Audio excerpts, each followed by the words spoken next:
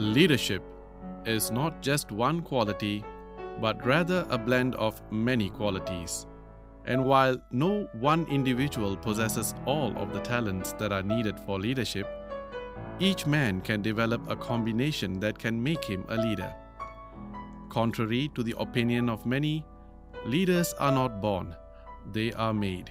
And they are made by hard effort, which is the price we must pay for success. By Vince Lombardi.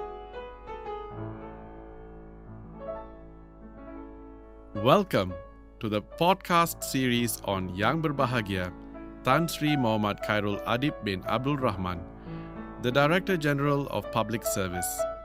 This podcast series has 6 episodes capturing the leadership journey of Yang Berbahagia Tan Sri. It is the reflection of Yang Berbahagia Tan Sri's governance qualities throughout his service as an administrative and diplomatic officer for 34 years. Intan presents the Leadership Encyclopedia by Yang Berbahagia Tan Sri Muhammad Khairul Adib bin Abdul Rahman. You are now watching the 4th episode entitled Dimana Bumi Dipijak. During your service, you had an opportunity to work abroad.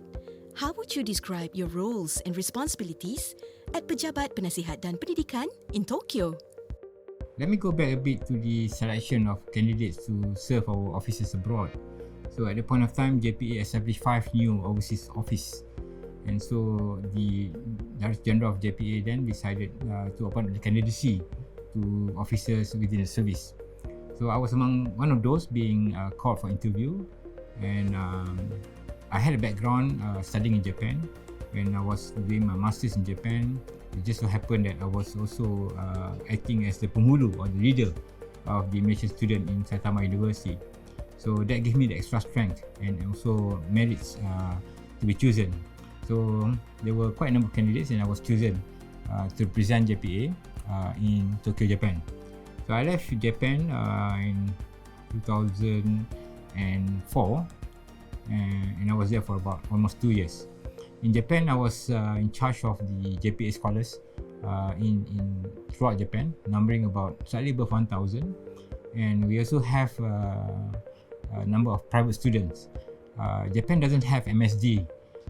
For that reason, so JPA also acted as the focal point for our other private students studying in Japan. So the total number of students then in Japan was about 2,000 plus, slightly above 2,000. We considered the 4th largest foreign student number of foreign students studying in Japan at the point of time. If you consider those who are non-kanji reading, excluding Korea, China and Taiwan, we are the largest student population, foreign student population in Japan at the point of time. What were the roles you've played during your post in Japan? So my responsibility covers primarily to monitor our students in Japan. So they were there, 2 programs. One is actually the degree program, and the other one is a diploma program, the COSEN program. So the degree program is about 4 years, whereas the diploma program is about 3 years. Normally, after they completed the diploma, they will continue for another 2 years to complete their degree programs. We send students to Japan to do their diploma because Japan places high value on diploma because they are hands-on. Whereas for the academic level, the degree courses normally would cater for that. So our students scattered all throughout Japan. And the concentration is normally mainly most of them are outside of Tokyo because of the cost of living and also the number of concentration of students that we have then. So a lot of them are in the Kansai region and also in the northern part of Honshu Island. When we were there, yes, Japan is quite systematic in the sense that they practice the semester system. So it is just to monitor our students, but we also have actually a consultant, MRI, Mitsubishi Research Institute, which was actually appointed by both government of Malaysia and government of Japan to look into the progress of our students. But somehow rather, the data collected by MRI is a bit late in the sense that they will wait for all the results to come before they can do analysis. Normally it's about 3 semesters late. before we can finally put up results. So when I was there, we initiated a new program in the sense that we would withhold their scholarships till until we get the result. So our result came in very early and we can do the analysis.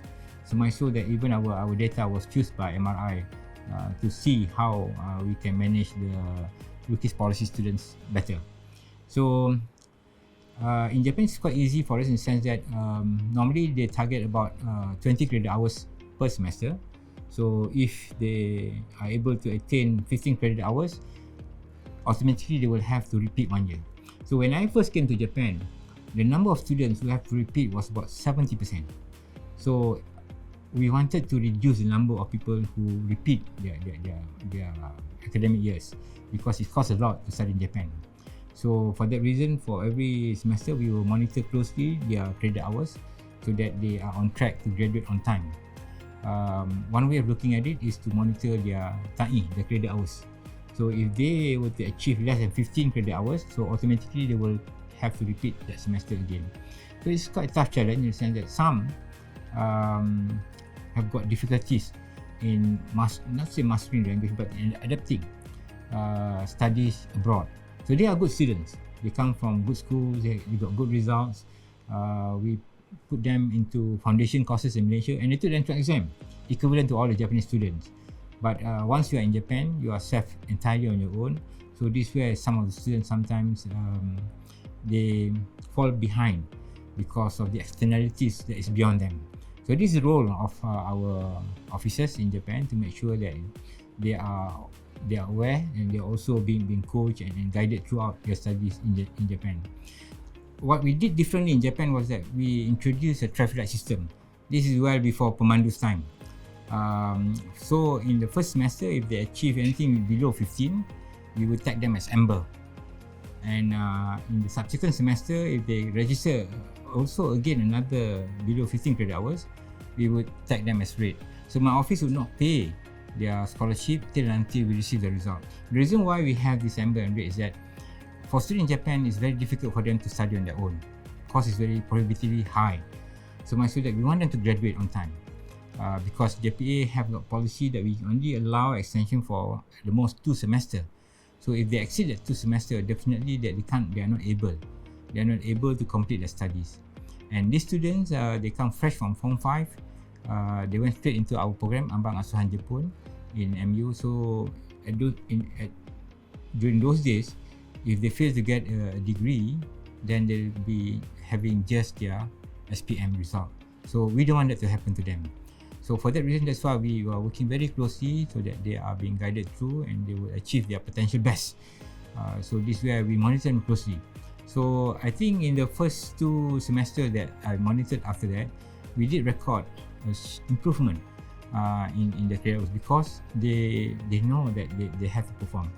So that is one of the things that we did, which was actually then emulated by MRI. MRI took our data because our data was more current rather than to wait for the whole student to get the results. So we tie them up the result submissions by semester with their scholarship dispensations for each of the semester. After Tokyo, Japan, you were also privileged to serve in the UK. How would you describe your experience serving at Pejabat Penasihat dan Pendidikan London then? In UK,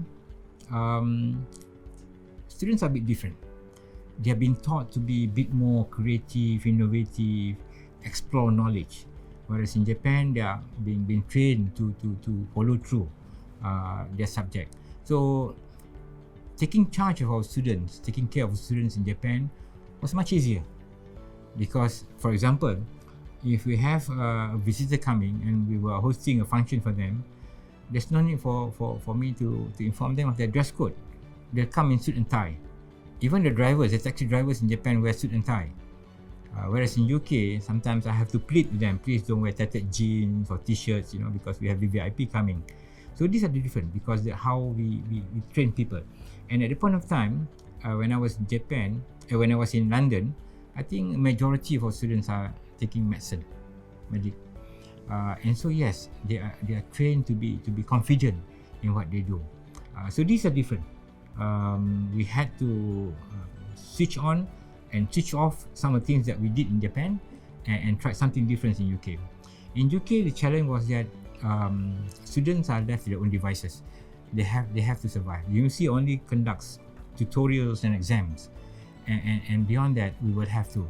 So we were fortunate in the sense that we have MSD offices based in London. So and Mara also have their office. So was Petronas then. So my focus was only on our JPA students, which amount slightly less than 1,000. But majority of them, I think almost about 70 or 80% of them took up medicine. And when people ask me what is my job scope in UK, I liken it like a portfolio manager, because each and every student costs 1 million ringgit. So really have to monitor how they perform, because it's just like stock market. If the stock is going down, you have to cut your losses. So we don't want to come to that. So for that reason, that's why we have to encourage them. We have to, we have to actually motivate them to perform. Because as I mentioned just now, those days we offer about 2,000 scholarships for students to go to study abroad, and the cream of all our students goes to UK. So that's the reason why we do not want to lose. We do not want to lose our investment in these students. So it costs us 1 million each. So if I have almost 1,000 students, so it's about 1 billion in portfolio that I handle in UK. But the students are different.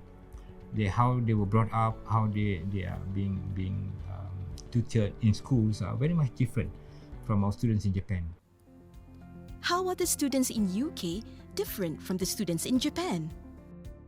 Japan is more like ISO. It's confirmation of the processes, discipline, whereas in UK it's much more of developing or exploring personal potential that you need to. So very different. So in UK, you can have a set of students with so many questions, with difficult answers, because they are exploring, trying to see things what they can do and what they cannot do. Whereas in Japan, it's easier than in UK, because you just mentioned to them what you cannot do. So it's different, vastly different. How would you describe the differences between the educational systems and cultures in the East and the ones in the West? Let me go back a bit on our students. If I can simplify how I view our students coming up from university in Japan vis-a-vis those coming out from university in UK. Simply speaking, I would say that, and it's also being practiced in Japan. The moment they graduate from university, the Kaisha, the company, will take them in and they will have to undergo training. So I liken that as ready to cook. Whereas our graduate in UK, the moment they exit university, they are ready to eat. So these are two different things. And in dealing with the universities and also the government in both countries, it's different. Because in UK, they have so many of these rights that you have to accord to the students. Their Personal Data Protection Act, their personal liberties and whatnot. Whereas in Japan, it is much more regimented in a sense. In Japan, they exercise authority over everything. That's why in Japan, it's easier because they are being trained to follow. Whereas in UK, they are being prescribed with so many of these students' rights, Personal Data Protection Act, that sometimes it's difficult for us to even get data about our students. So I saw that what we did was that we insist all our students to sign a letter of undertaking that we are actually their sponsors and we can have access to all their records. Only with that we are able to get information with regards to our students. Otherwise, it's very difficult for us to deal with the universities. We can only with the students per se. So the differences over here is that in Japan, it is very much strictly regimented in the sense that it follows a structure. You can talk to the ministry, you can talk to the university, you can talk to the students. They all follow through the same script. Whereas in UK, it's different. The university will only look into what they are able to give and what they're not able to give. So if the student doesn't want to share some information, we can have access to this information from the school. And UK practices a semester system. Semester result comes in every once in a year. So sometimes it's too late for us to do intervention when it comes to the students' achievements in the academic. So these are the challenges that we have because of the differences in how the university manages their students. In Japan, it was a G2G arrangement under the UK's policy. We had a cooperation from Mambuka Gakusho, whereas in UK, we have been sending our students since even before pre-independence, pre-Merdeka. So, and the students that we have in UK are also being taught and trained differently. So might show that maybe another way of looking at it, the students in Japan are, factory made, whereas in UK it's much more handmade. After completing their studies abroad, some of them chose to continue working overseas rather than returning home. Why do you think this is happening? When I first arrived in UK in September 2006, if I'm not mistaken, 2006, my first experience there was that we had, from this one university, 11 medical students and 11 did not come back. So that's 11 million lost to us. Even if we were to get back 11 million, it will take us time to actually train the new students to become doctor.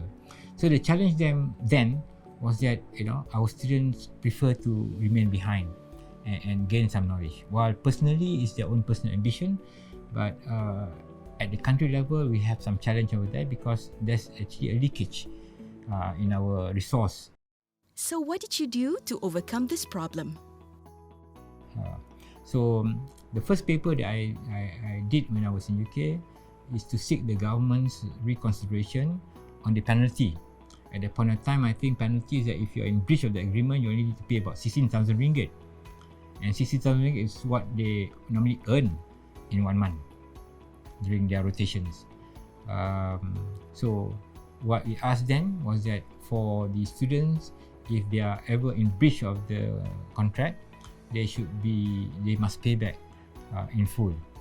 I did ask for 4% interest, but somehow rather government says that it is not in the business of making business.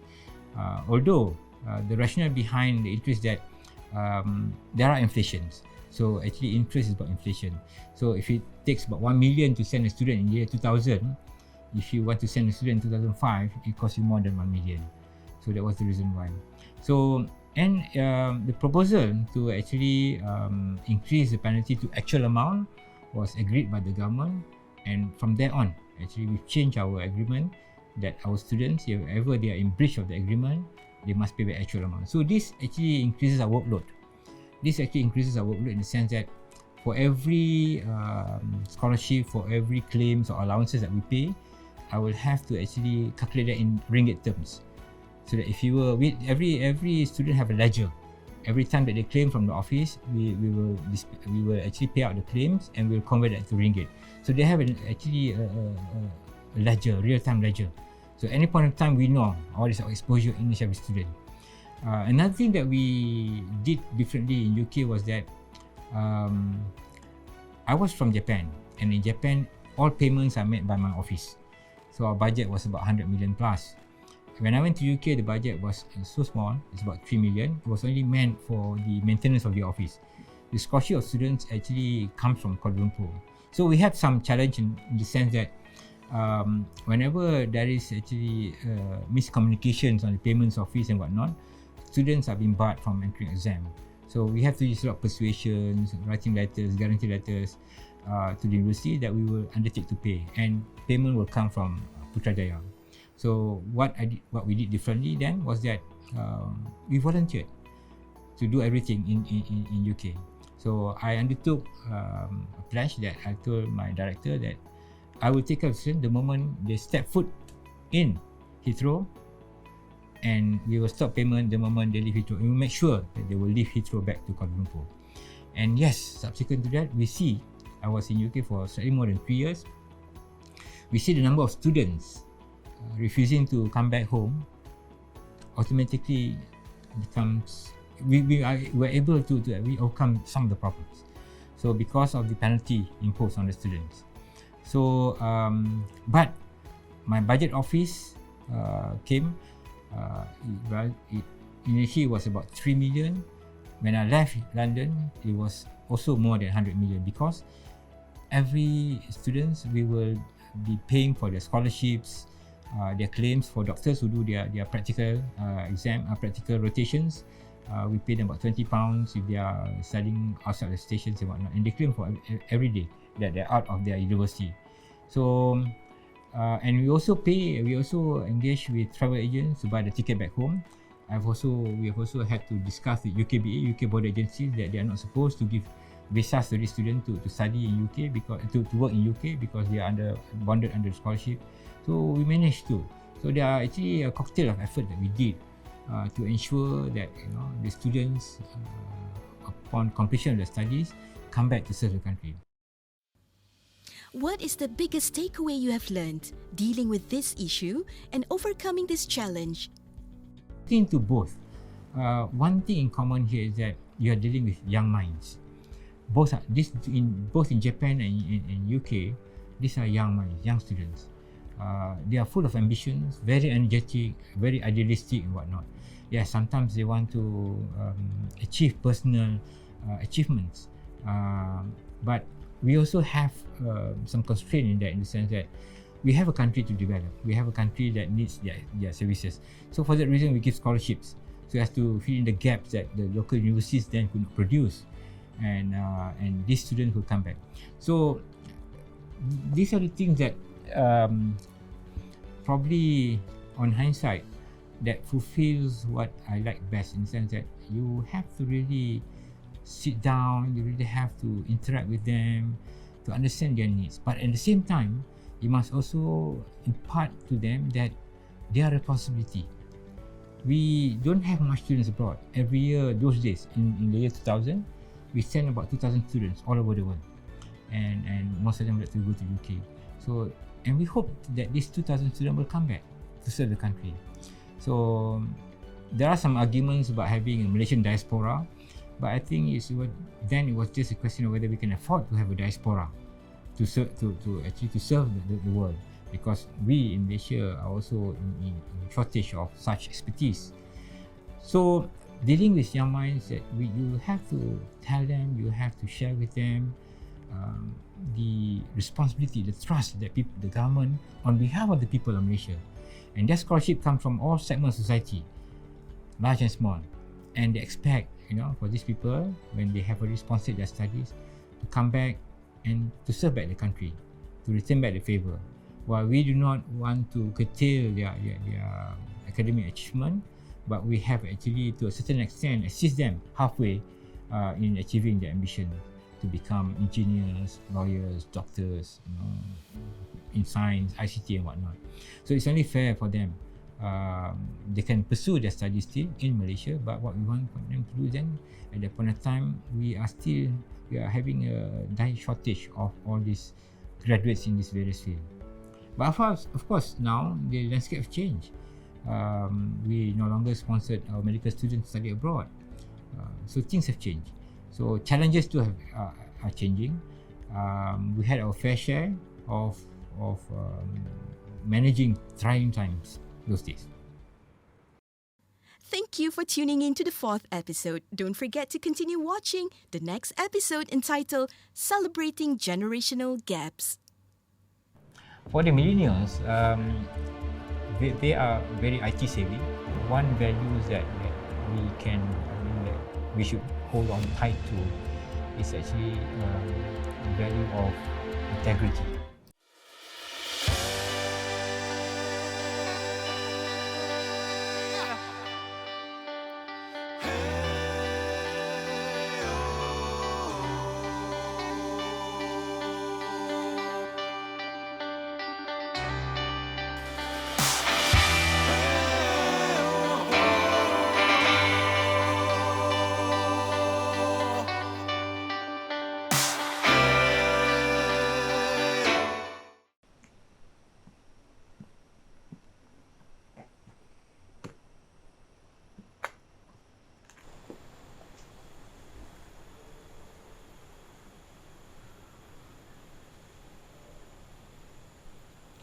A quote from Tom Peters: "Leaders don't create followers, they create more leaders."